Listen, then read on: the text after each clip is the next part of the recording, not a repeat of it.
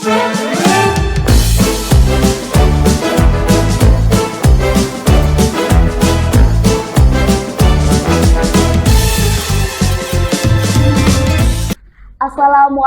warahmatullahi wabarakatuh.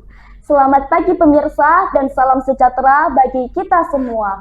Hai hai hai, perkenalkan nama saya Aswia Maulasari kembali menyapa Anda pada acara Bisa Bincang-Bincang Santai di Spanma Podcast. How are you today? Semoga kalian sehat selalu ya, karena sekarang lagi musim hujan nih. Kenapa? Karena lebih baik mencegah daripada mengobati. Nah, kali ini saya akan mengajak seseorang untuk bincang-bincang santai. Mau tahu gak siapa orangnya? Yuk, langsung aja kita sapa. Assalamualaikum Bu Amel. Waalaikumsalam. Ya, Gimana kabarnya Bu? alhamdulillah sehat. Kamu gimana kabarnya? Alhamdulillah sehat. Terjaga kesehatan ya, Iya. sebelum musim hujan. Oh iya Bu, ini ada beberapa pertanyaan yang diajukan oleh teman-teman untuk Bu Amel. Saya bacakan ya Bu. Oke, siap. Pertanyaan yang pertama, apa dampak bullying terhadap korban baik secara fisik maupun emosional? Oke, berarti sekarang topiknya tentang bullying ya. Iya, Bullying ini, kalau dari Via sendiri, bullying itu apa? perundungan. Perundungan. Oke, perundungan. Memang sekarang ini maraknya perundungan. Bahkan sampai ada himbauan, apalagi dari Dinas Pendidikan ya terkait perundungan, terutama kerjasama antara orang tua dengan sekolah. Nah, dampak negatifnya sebenarnya bukan hanya segi fisik sama segi emosional ya. Sebenarnya dari berbagai aspek juga dampak negatifnya banyak bullying atau perundungan ini. Dari fisik contohnya, kalau Via sendiri pernah enggak melihat mungkin temannya yang sedang dibully ketika di kelas? Pernah apa enggak? Pernah. Contohnya bullying apa? Verbal apa fisik? Fisik. Nah, dari fisik itu sendiri, contoh misalkan dipukul, otomatis dampak negatifnya apa? Dia akan mengalami luka akibat dari pukulan tersebut. Bahkan pernah ada satu peristiwa ya, beberapa tahun silam, itu ada cerita si korban ini bahkan tidak bisa jalan karena tulang ekornya patah ya, itu kan bagian belakang tubuh. Nah, sehingga saraf dari kakinya ini dia kena sehingga tidak bisa jalan. Itu yang sangat miris dari dampak negatif secara fisik.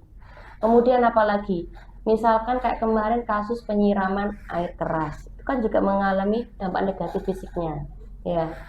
Kemudian tadi kalau secara emosional atau psikisnya ya, nah itu terjadi kecemasan yang berlebihan, sampai anak yang kena bully ini tidak mau masuk sekolah misalkan karena takut nanti ketemu sama yang pembuli, cemas berlebihan, bahkan sampai cemasnya sampai bisa stres atau depresi itu tadi.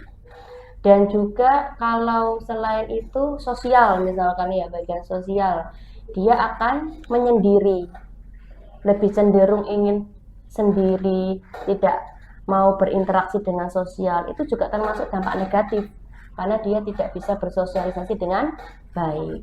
Mungkin itu sih menurut Bu Amel kalau dampak negatifnya.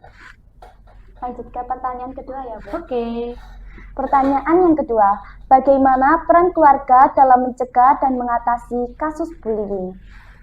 Peran keluarga. Sekarang Bu Amel coba tanya ke Via. Via berapa bersaudara di rumahnya? Satu. Oke, berarti Via anak yang pertama ya.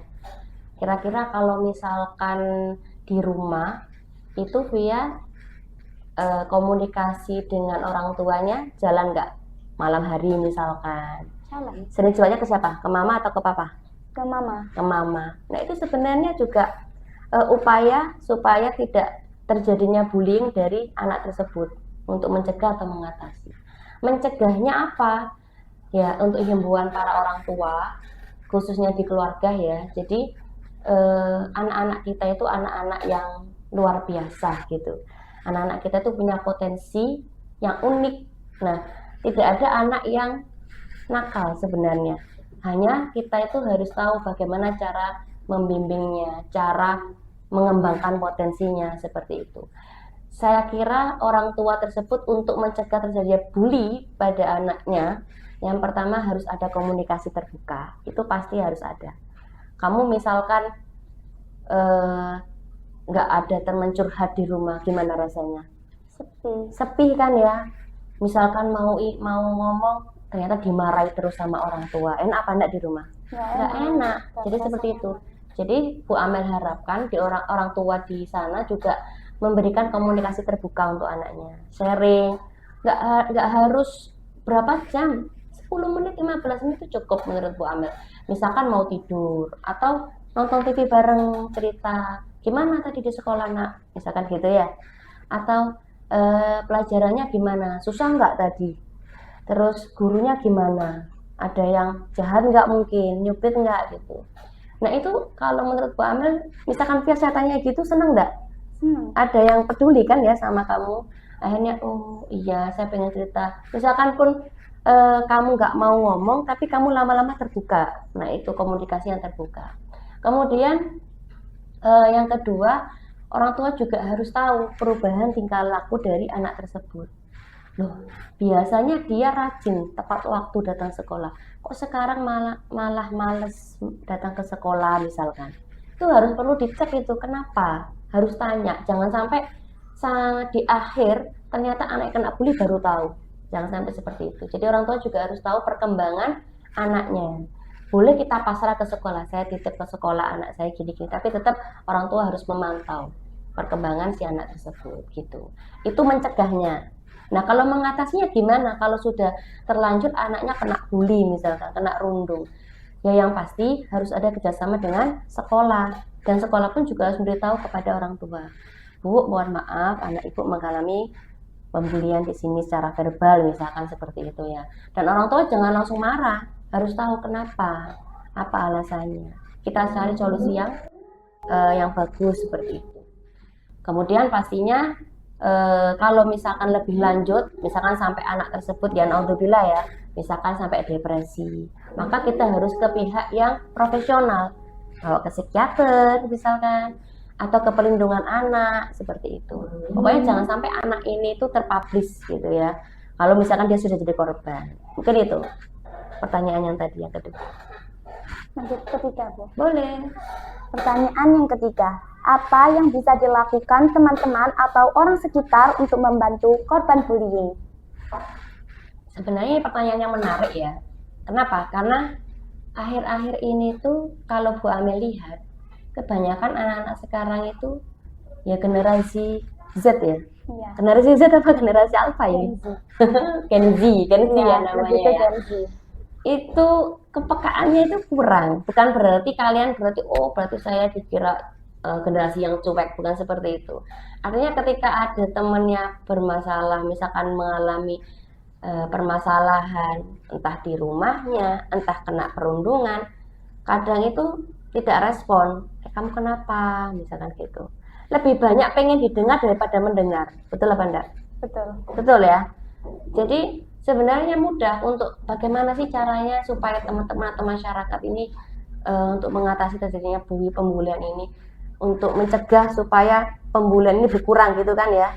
Nah maka harus bisa menjadi pendengar yang baik. Paling enggak teman sekelasnya harus menjadi pendengar yang baik. Temannya yang dibully, coba sharing gitu. Kamu kenapa kok diem aja misalkan gitu.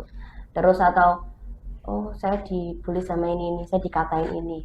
Kasih semangat, kasih motivasi. Ya sudah, kamu kalau misalkan ngurusin omongan anak tersebut, lama-lama kamu tidak berkembang. Ayo ikut aku, ikut organisasi misalkan, mencari aktivitas yang lain. Nah, yang lain yang positif pastinya ya. Jangan aktivitas lain kemudian ya jangan autografi, misalkan kayak ikut pil atau apa gitu. Nah, jangan sampai, atau minum zat adiktif ya, miras dan sebagainya, jangan. Aktivitas yang positif. Kemudian apalagi ya kira-kira. Jadi pokoknya itu kalau misalkan ada korban atau di kelas kamu yang kena bully, jangan segan-segan melaporkan kepada paling enggak wali kelas kamu. Itu. Jangan sampai kamu diem aja, dibully terus atas bukan saya aja yang dibully, kan itu teman saya enggak akan ngurusi. Jangan. Itu teman kamu. Itu sesama makhluk Allah ya. Kita sebagai makhluk sosial juga harus membantu gitu. Kalau misalkan kamu takut kena bully juga, ada wali kelasmu, atau ada guru yang kamu percaya juga boleh kamu cerita, Bu, anak si A ini kali seperti itu. Maka nanti bisa ditindaklanjuti sama sekolah, seperti itu. Lanjut ke pertanyaan yang keempat. Bagaimana caranya mengajar anak-anak tentang pentingnya empati untuk mencegah bullying? Empati. Via tahu gak empati itu apa? Kayak rasa peduli. Oke, jadi rasa gimana memahami posisi seseorang tersebut. Ya, contoh secara sederhana aja, ketika orang tersebut mengalami musibah, misalkan ditinggal sama orang tuanya, ya, maka kita juga bisa merasakan, oh kalau saya sendiri di posisi seperti itu gimana ya, kan gitu. Itu empati itu. Kamu punya perasaan itu aja, itu kamu berarti sudah empati dengan orang tersebut. Itu bagus. Ya, jangan sampai menjadi orang yang tidak berempati. Nah, cara untuk apa tadi? Untuk meningkatkan empati pada siswa ya, agar tidak terjadi pembulian tersebut. Jadi saya harapkan untuk saya pribadi khususnya, karena Bu Amel juga guru, dan juga untuk rekan-rekan guru yang lain, agar anak-anak ini dibiasakan meminta maaf jika memang dia melakukan kesalahan. Jangan sampai, sebenarnya itu sepele ya, tapi itu berarti itu harus kita tanamkan juga mulai dini itu. Jadi kalau kita salah kita minta maaf, kalau kita menerima kita berterima kasih. Gitu. Itu sebenarnya empati yang sederhana. Dan dengan itu insya Allah nanti bullying itu akan minimalisir, terkurangi ya. Kemudian pastinya juga sama kayak keluarga tadi, guru juga memberikan diskusi terbuka, apalagi wali kelas. Misalkan ajak evaluasi bersama setiap bulan, ya kan? Kira-kira di sini siapa yang sering tidak masuk kelas, misalkan wali kelasnya. Oh si A, Bu, kenapa? Ini Bu kemarin berantem sama ini, misalkan. Jadi sharing-sharing gitu. Oh ternyata ada masalah ini, ayo kita cari solusinya bersama. Jangan sampai, biasanya pembulian itu terjadi salah satunya karena ada salah paham, itu juga bisa adanya miskomunikasi. Nah itu juga harus diluruskan ya. Kemudian selain apa tadi masih kan nih cara menumbuhkan empati tadi dengan cara memahami satu sama lain. Oke, memahami satu sama lain ya tadi ya. Bagaimana meminta maaf dan pasti tidak usah kan bisa istilahnya itu ego tinggi gitu. Saya tidak, kita yang salah, kalau kita salah kita minta maaf. Kamu tumbuh diskusi gak tadi ya, ring antar kelas gak boleh. Dan mengakan kegiatan yang positif. Ketika lomba arupa itu sebenarnya juga supaya bullying itu terkurangi. Mungkin itu kalau dari Bu Amel. Kalau Bu Amel mau bertanya sama Afia, boleh enggak? Boleh. Boleh ya. Kira-kira nih, pernah enggak Via mengatasi atau misalkan menjadi hero pahlawan ya, walaupun bukan pahlawan yang ini ya, artinya ada teman yang dibully kemudian lapor ke seseorang. Pernah nggak seperti itu? Pernah. Kejadian di mana, di waktu sekolah dulu apa di sini? Waktu di kelas itu Bu. Sekarang di sini. Tapi sudah teratasi dengan baik ya? Iya. Oke. Terus teman-teman yang kamu bantu itu akhirnya gimana sama kamu? Itu kan setelah dilaporkan di BK itu mereka cari solusinya sama-sama, minta maaf bareng-bareng. Gitu. Jadi kan mereka akhirnya memiliki kepercayaan juga kan, oh teman saya peduli, teman saya ada yang percaya sama saya gitu. Kenapa? Karena kalau temannya sendiri tidak ada empati, maka berlanjut terus bully itu. Percuma ada kerjasama orang tua dengan sekolah, tapi temannya sendiri tidak ada kerjasama, nah jadinya yang nggak bisa berhasil ya.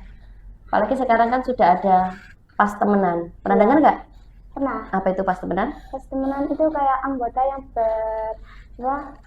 berkolaborasi dengan teman-teman yang lain untuk mencegah bullying. Ya betul. Jadi kadang kan anak-anak ada yang, Bu saya malu mau curhat ke BK gitu ya. Iya. Malu mau curhat ke guru, saya maunya ke teman sejawat atau teman sebaya aja. Nah, maka ada pas temenan tadi. Itu kegiatan atau program sekolah, salah satu program sekolah untuk mengatasi bullying di SMP 5. Oke. Nah, cukup sekian bincang-bincang santai di Spanma Podcast. Semoga dapat bermanfaat bagi kita semua. Saya, Aswia Maulasari, dan seluruh kru yang bertugas mengucapkan terima kasih. Wassalamualaikum warahmatullahi wabarakatuh. Bye-bye. Waalaikumsalam warahmatullahi wabarakatuh.